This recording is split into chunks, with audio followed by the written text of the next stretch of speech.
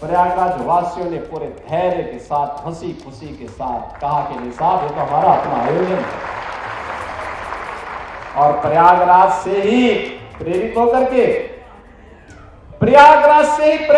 के पूरे प्रदेश में इतना बड़ा आयोजन, जिस मार्ग से तीर्थ यात्री और श्रद्धालु गए, पूज्य संत गए, उनके अभिनंदन के लिए, उनके अभिवादन के लिए, उनके स्वागत के लिए उत्तर प्रदेश वासी वहां पर उमड़ते हुए दिखाई देते थे। उनके स्वागत के लिए, उस धरती का धूल चूमने के लिए वह वहां पर उतावले से प्रतीक्षा करता था, उनका स्वागत करता था, आतिथ्य सत्कार करता था। यह उत्कृष्ट उदाहरण जो प्रस्तुत किया है उत्तर प्रदेश वासियों ने, मैं इसके लिए उत्तर प्रदेश वासियों को भी हृदय से अभिनंदन करता हूं, उनका स्वागत करता हूं। बहनों और भाइयों, महाकुंभ ने उत्तर प्रदेश के अंदर आध्यात्मिक टूरिज्म के कई सर्किट दे दिए। एक प्रयागराज से मां विंध्यवासिनी का धाम होते हुए काशी का, जैसे प्रयागराज में 13 जनवरी से 26 जनवरी तक पूरा समागम था, करोड़ों की संख्या में। कोई दिन ऐसा नहीं था जिस दिन मिनिमम 1.5 करोड़ श्रद्धालु न रहे हो, और ये संख्या 10 करोड़ तक पहुंची थी।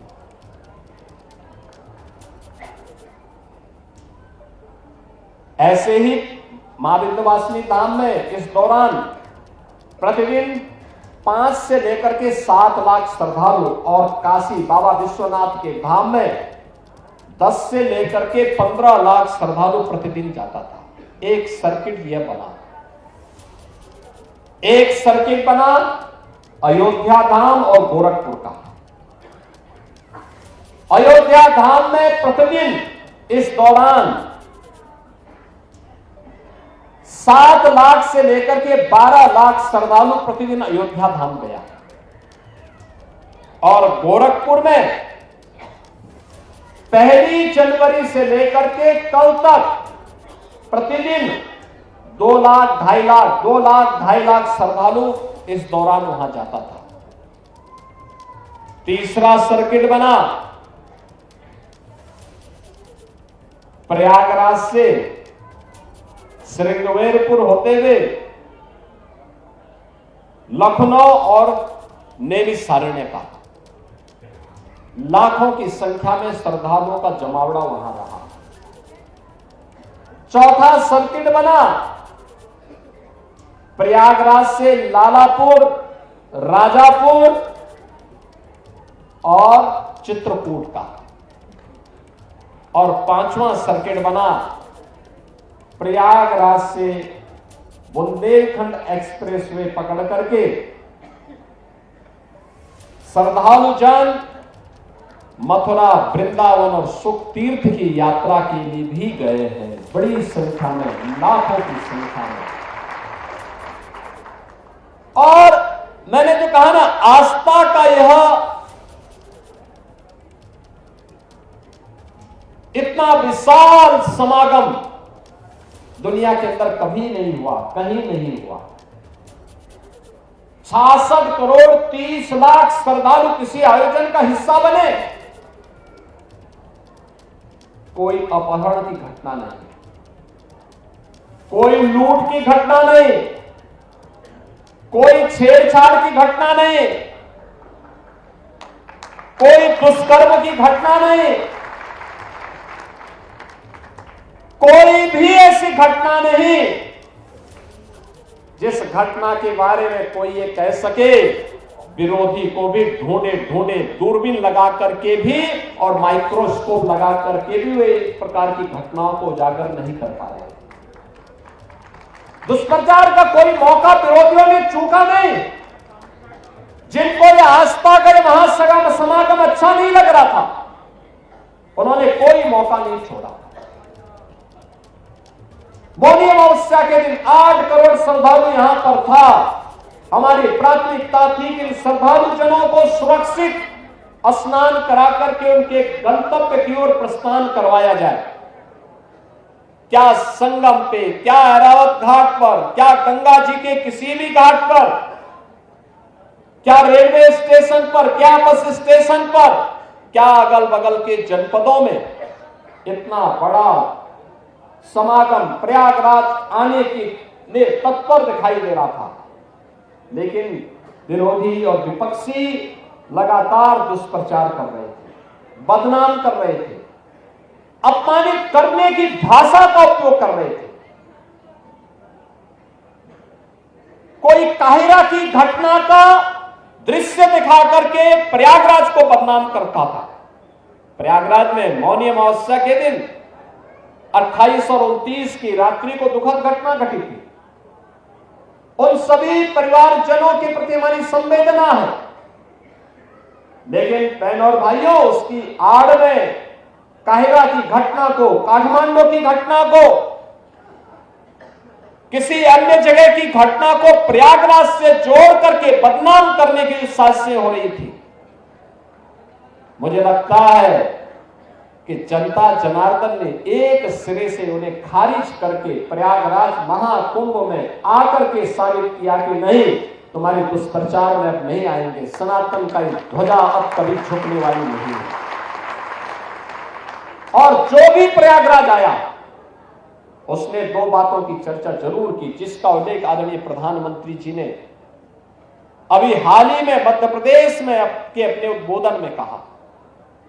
उन्होंने कहा था जो भी प्रयागराज आया उसने स्वच्छता की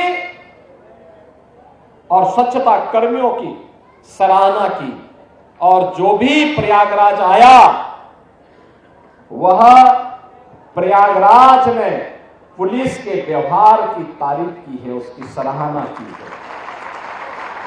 ऐसे लगता था जैसे सबका अपना आयोजन हो, जैसे घर का किसी आयोजन में होता है ना, पूरा परिवार मिलकर के उस आयोजन को सफलता की ऊंचाई तक पहुंचाता है। ऐसे ही उत्तर प्रदेश सरकार के इन सभी विभागों में, क्या स्वच्छता कर्मी हो, क्या स्वास्थ्य कर्मी हो, क्या सिंचाई विभाग के कर्मी हो, क्या जलापूर्ति के कर्मी हो, क्या सुरक्षा कर्मी हो, क्या परिवहन विभाग के कर्मी हो, इन सभी ने इसे अपना घर का आयोजन बना करके इसको भव्यता देने का काम किया, सफलता की नई ऊंचाई तक पहुंचाने का काम किया। तब इतनी बड़ी संख्या में श्रद्धालु इस आयोजन का हिस्सा बन पाया है।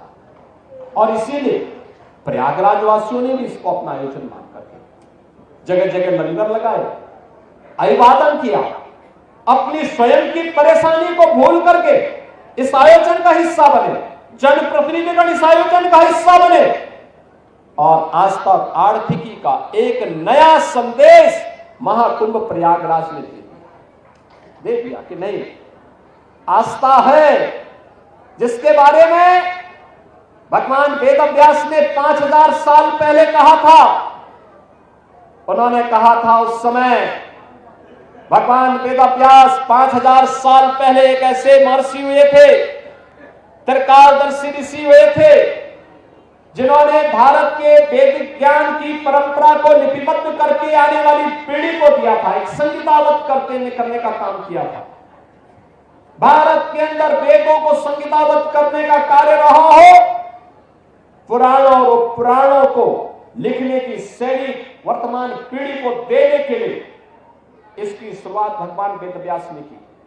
तो उन्होंने एक बात कही थी 5000 साल पहले, उन्होंने कही थी कि मैं बाहें उठा करके चिल्ला चिल्ला के कह रहा हूं कि धर्म के मार्ग पर चलो, धर्म से ही अर्थ और कामनाओं की पूर्ति हो सकती है।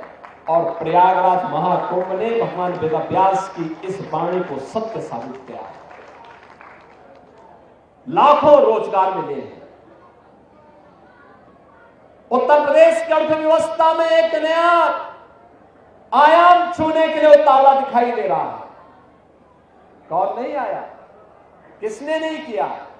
शिवालिक पार्क नगर निगम ने बनाया, जितना इन्वेस्ट किया था उससे कई गुना उसने मुनाफा कमा लिया। ऐसे ही अन्य तमाम स्थानों पर ये चीजें हमें देखने को मिली। और मुझे तो सबसे अच्छा यह लगा कि जब खन्ना जी 80 साल की उम्र में अपने को कहने लगे कि अब मैं तो 60 साल का हो गया, यानी अपनी उम्र को उन्होंने 20 वर्ष कम करके दिखाया है कि अगले कुंभ में भी वह आपके साथ यहां पे कुंभ में हिस्सेदारी बनने के लिए पूरी तत्परता के साथ काम करना चाहते हैं। बहनों और भाइयों, आज जब यहां पर इस कार्यक्रम का हिस्सा बन रहे हैं, मैं आप सबसे कुछ बातें कहना चाहूंगा, और वह यह कि आयोजन, घर का आयोजन हमारा संपन्न हुआ, ये बड़ा आयोजन संपन्न हुआ। अब इस स्वच्छता को नए सिरे से प्रस्तुत करना, 66.5 करोड़ श्रद्धालु जहां आए हो, अभी भी आ रहे हैं, आज भी काफी बड़ी संख्या में लोग हैं। स्वच्छता का विशेष अभियान चलाना, और मैं कहूंगा आज हमने शुरुआत की है, और मैं चाहूंगा सभी माननीय जनप्रतिनिधिगण, प्रशासनिक अधिकारीगण, मेला प्राधिकरण, पुलिस अधिकारीगण, सभी लोग इस अभियान के साथ जुटे। एक एक चीज को साफ करना, मां गंगा के प्रति हमारी कृतज्ञता ज्ञापित होनी चाहिए। अविरल निर्मल गंगा बनाने के लिए सिंचाई विभाग ने जो कार्य किए, उस कार्यक्रम को अब नए सिरे से आगे बढ़ाने की आवश्यकता है। हमारी भी कोई जिम्मेदारी है। जो मां गंगा हम पे आशीर्वाद बरसा रही है, जो भगवान बेनी माधव की कृपा से इतना बड़ा आयोजन हुआ, भगवान अक्षयवट और हनुमान जी महाराज की कृपा से इतना बड़ा आयोजन संपन्न हुआ है, हमारी भी कोई जिम्मेदारी बनती है और अच्छे ढंग से। अब तक हमने श्रद्धालुओं के द्वारा कहीं पे भी गंदगी पैदा की गई थी, तो उस गंदगी को हमने स्वच्छ किया है। तो महाकुंभ के सफल आयोजन से जो तमाम लोग जुड़े रहे, उनसे संवाद करते हुए उत्तर प्रदेश के मुख्यमंत्री।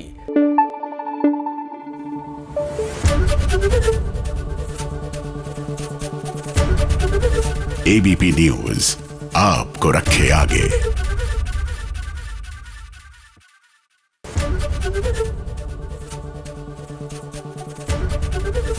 एबीपी गंगा, खबर आपकी, जुबान आपकी।